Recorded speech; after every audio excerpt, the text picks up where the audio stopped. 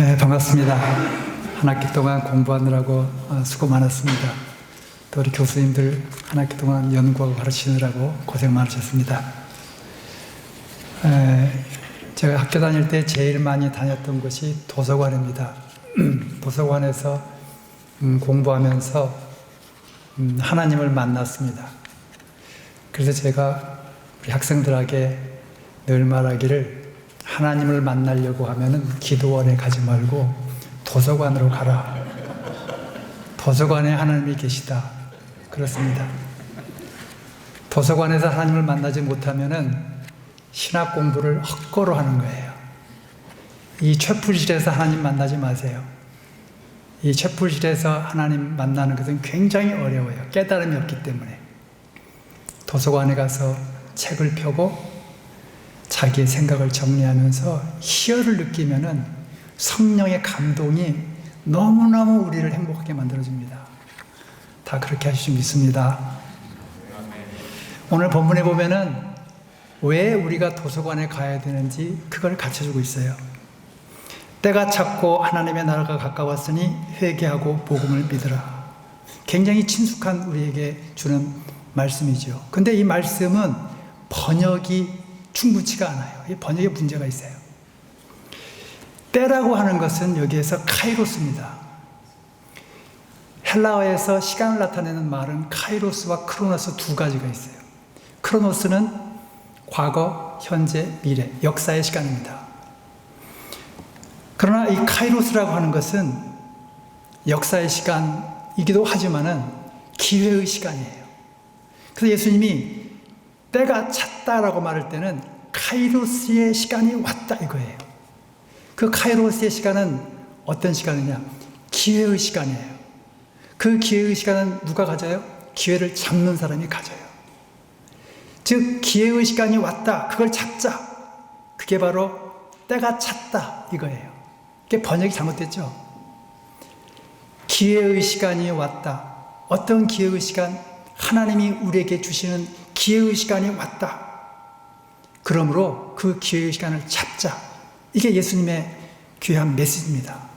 왜? 하나님의 나라가 가까이 왔다는 거예요. 여기서 가까이 왔다는 것은 시간적으로 가까이 왔다가 아니에요.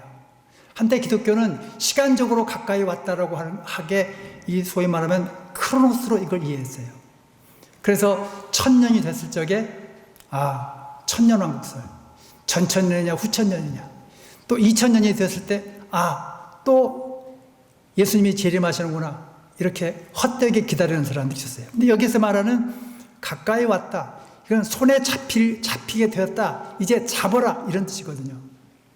그러면 그거는 잡는 사람에게 그것이 주어지는 거예요. 그건 잡는 사람의 시간이에요. 의학자 히포크라테스는 그런 말 했어요.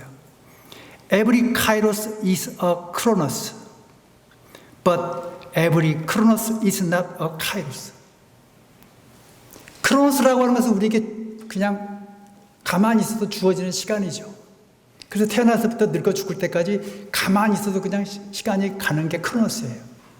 그런데 거기에서 그 시간, 기회의 시간을 잡지 못하면은 거기에는 카이로스의 삶이 없는 거죠. 성경이라고 하는 것은 카이로스의 관점에서 인생을 이야기합니다. 성경에 나오는 주요 인물들이 많지 않습니까? 그들을 묘사하고 있는 것은 카이로스의 사람들로서 묘사하고 있는 거예요. 크로노스로서 그들이 어떻게 살았냐는 관심이 없어요. 하나님의 사명을 어떻게 그들이 수행했느냐, 하나님이 주신 기회를 어떻게 그들이 활용했느냐, 이게 성경이 가르쳐주는 메시지 아니겠습니까? 모세도 그렇죠. 바로의 궁, 그건 크로노스의 삶이죠. 그러나 그 시내산에서 하나님을 만나고 나서는 카이로스의 삶을 산 겁니다. 그 카이로스의 삶을 살 때 노예들을 해방시켰고, 새로운 사회의 질서를, 법을 만들 수가 있었죠. 여러분, 아브라함이라고 하는 존재도 그런 존재 아니겠어요? 우르에서 그냥 살던 사람이 가나안으로 떠나서 산 거죠. 사실 성경은 리트로스펙티브 히스토리예요.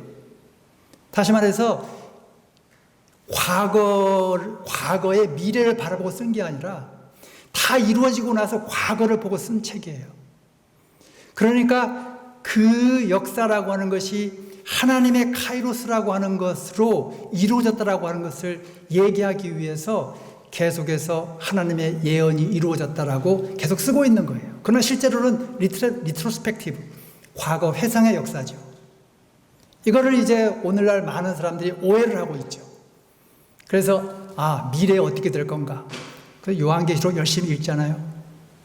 요한계시록 열심히 읽으면 과거밖에 몰라요. 미래가 없어요, 거기에는. 그 미래는 여러분들이 잡을 때에 여러분 스스로 만들어가는 거죠. 회개하고 복음을 믿으라. 이것도 참 어떻게 보면 불행한 이 번역이에요. 회개하라고 하는 말을 들을 때 여러분 어떤 생각이 들어요? 뭔가 죄를 찾으려고 그러잖아요. 그래가지고 회개 기도하자. 그러면은 내가 무슨 죄를 지었지? 내가 뭘 도둑질했지? 내가 누구를 마음 아프게 했지? 계속해서 자기의 죄책감을 찾는 거예요. 그건 회개가 아니에요. 여기서 얘기하고 있는 회개하다의 헬라어는 메타노에오입니다. 메타노에오. 그 메타라고 하는 것은 beyond, 요새 뭐 메타버스 이런 얘기 많이 하잖아요. 메타라고 해서 넘어섰다는 거예요. 노에오라고 하는 것은 think. 그러니까 think differently. 혹은 여러분의 현재 생각을 beyond, 넘어서라 이런 뜻이에요. 그러니까 회개 기도한다고 해가지고 예배당이나 기도원에 가서 엎드려가지고 주여 내가 뭘 잘못했습니까? 라고 자꾸 이것만 하면 안 돼요. 그건 회개 기도가 아니에요. 그건 죄의식을 담기 위한 하나의 교리에 불과해요. 회개 기도라고 하는 것은 내 마음을 바꾸는 거예요. 구약에서 회개하다는 말은 슈브죠, 슈브. 슈브라고 하는 건 리턴 그런 뜻 아니에요? 근데 그 리턴, 슈브라고 하는 단어가 하나님에게도 적용돼요. 인간에게만 적용되는 것이 아니라 하나님께서 슈브하셨다. 하나님께서 마음을 바꾸셨다는 거죠. 그러니까 인간이 마음을 바꿨다는 거예요. 회개한다는 것은. 여러분들의 죄, 우리의 죄를 무언지를 자꾸 찾아내가지고 그것을 고백하라 그런 뜻이 아니라는 거죠. 그래서 여기에서 회개하다라고 하는 것은 우리의 사고, 생각을 바꾸는 거예요. 어떻게 바꾸느냐? 과거의 관습과 과거의 잘못된 것들을 과감하게 버리고 새롭게 바꾸는 거죠. 바로 예수가 그걸 가르친 거 아니겠습니까? 예수님이 뭘 가르쳤어요? 예수님은 성서 해석가죠. 조직신학자가 아니에요. 깔뱅 조직신학자가 아니에요. 성서 해석가예요. 목사, 조직신학자한테 미안해요. 조직신학자 아니에요. 성서 해석가예요. 경전을 해석하는 겁니다. 경전을 해석함으로 인해서 거기에서 하나님의 뜻을 찾으려고 하는 거예요. 그러니까 깔뱅을 누가 가르쳐야 되냐면 성서학자가 가르쳐야 돼요. 성서 주석을 가지고.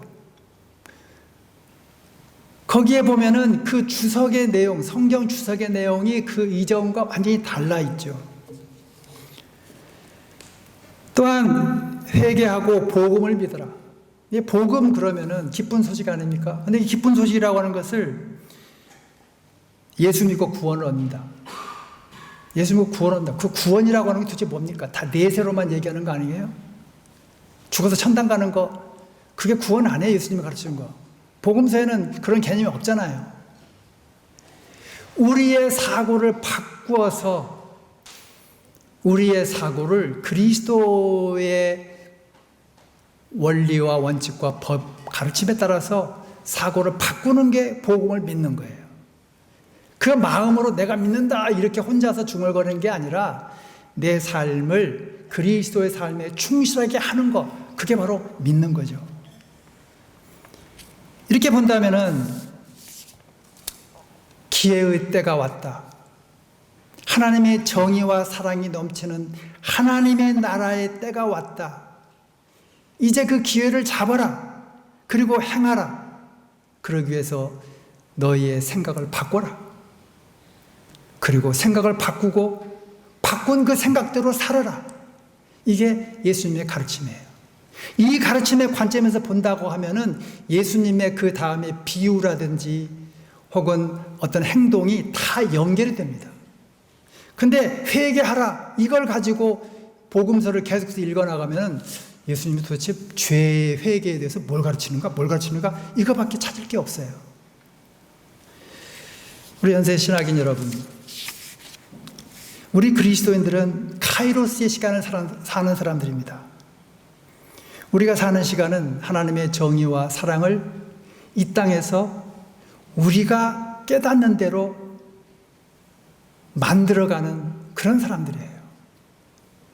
누가 뭐 돈을 주는 것도 아니고, 누가 우리에게 명예를 주는 것도 아니고, 누가 우리에게 이렇게 한다고 권력을 주는 것도 아니에요. 이걸 하다가 예수는 죽었어요. 그 그리스도를 따라서 살려고 우리가 공부를 하는 겁니다. 그리고 그 깨달음이 없다면은 허무하죠. 그 깨달음이 없이 목회를 하면 어떻게 돼요? 다 목회하고 나서 마지막에 교회에서 몇십억 달라고는 그런 아주 황당한 목사가 되지 않겠습니까? 깨달음이 없는 거죠.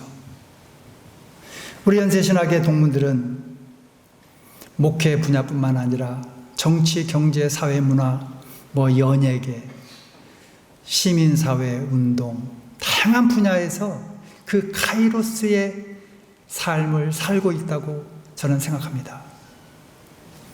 촛불 시간에 도망 다니던 친구들이 얼마나 열심히 그 카이로스의 삶을 살고 있는지 몰라요. 촛불 왜 들어가냐고 출석만 부르고 도망가던 친구들이 더 열심히 살더라고요. 왜? 깨달음이 있기 때문에. 예수의 가르침에 더 충실하자고 하는 그 깨달음이 있기 때문에 더 열심히 살더라고요. 내가 입학할 때 30명이 들어왔는데 목사가 됐겠다는 사람은 2사람이었어요. 근데 지금 2사람 이상이 목사가 됐어요. 다 열심히 살더라고요. 대학 다니면서 껄렁껄렁하고 그저 그렇게 살고, 그렇지만은 언젠가 성령의 깨달음이 있을 때에 우리의 삶은, 여러분의 삶은 카이로스의 사람으로 바뀔 겁니다.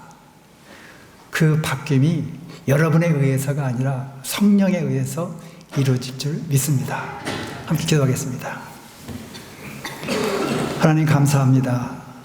연세동산에 불러주시어서 이 종합대학에서 신학을 하게 하시고 그리스도의 가르침을 깨달아 알게 하심을 감사드립니다. 우리 모든 학생들, 그리고 가르치시는 교수님들 은혜를 베풀어 주시어서 주의 진리를 올바로 깨달아 하나님의 나라와 의를 확장하는 귀한 카이로스의 삶을 살게 도와주옵소서. 예수님의 이름으로 기도하옵나이다. 아멘.